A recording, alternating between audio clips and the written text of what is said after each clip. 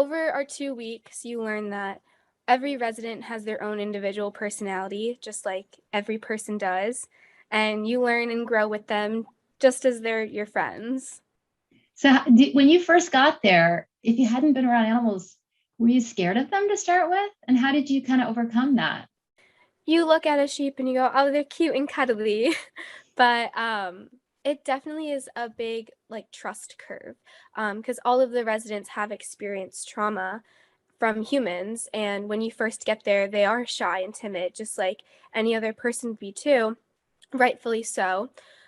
So you see over the 2 weeks we were there, they learned to trust us just as we learned to trust them, and it was really amazing to be able to see the first couple days. I remember Maxine she's the sheep mom. She wouldn't come up to any of us whenever we'd go into the pen. She'd take her kids away and go to the other side because she was nervous. And then over the next 2 weeks, she slowly warmed up to us. And by the end, we'd be able to cuddle with her and pet her, play with her, which was an amazing sight to see. I think it just shows like how important it is to spend time with these animals because even in just like the week or 2 weeks that we were there, we gained so much trust from them. And I can't even imagine what the care team up at Luvin Arms is like if they've been there for like about a year or however long they've been there. They've had these connections with these residents for so much longer. And it just shows like see like this picture too, it's just showing how much time and care that they put into like taking care of these residents. I think you were saying earlier that there was a story about when you first got to Love and Arms and you were asking about the cows. And Yes. so tell us about that and how things change once you spend time with them.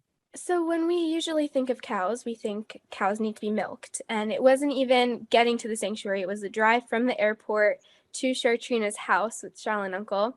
And I asked him, I was like, so on the sanctuary, do you milk your cows? Um, and he was like, no, because you don't need to milk a cow unless they're pregnant. Just like any other mammal, they don't give milk unless they're pregnant.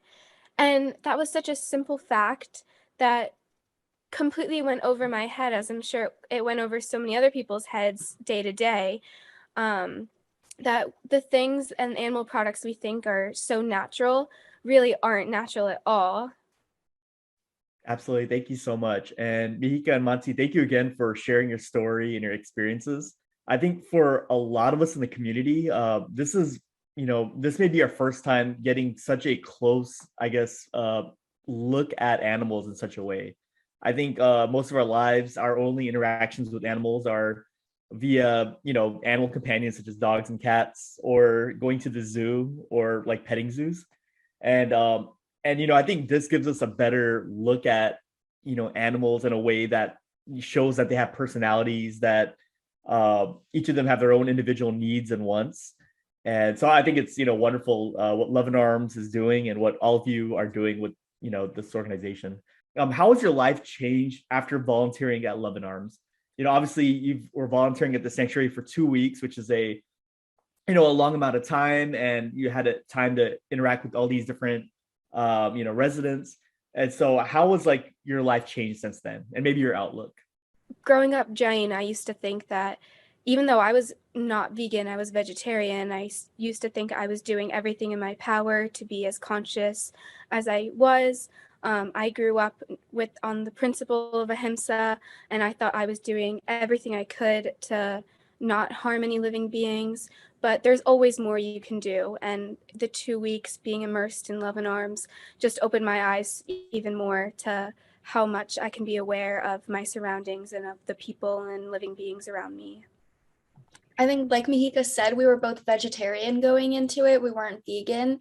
And when Mihika told me we would have to eat vegan for 2 weeks, I was like very surprised. Well, I wasn't surprised, but I was just taken aback and I was confused as like how that would work because I had never eaten on a vegan diet before. And I wasn't like, honestly, I wasn't very looking forward to it because everyone knows like the vegan stereotypes. They think all you eat is salad and all you eat is like lettuce, vegetables, that's it. But when we went, we ate such a variety of foods. And I think people don't realize how many options there actually are for vegans to eat different foods.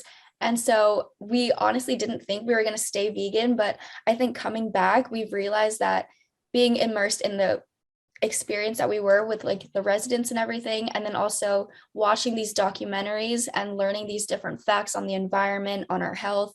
I think it just had such a great impact that we realized that we want to do everything we can to keep up this diet.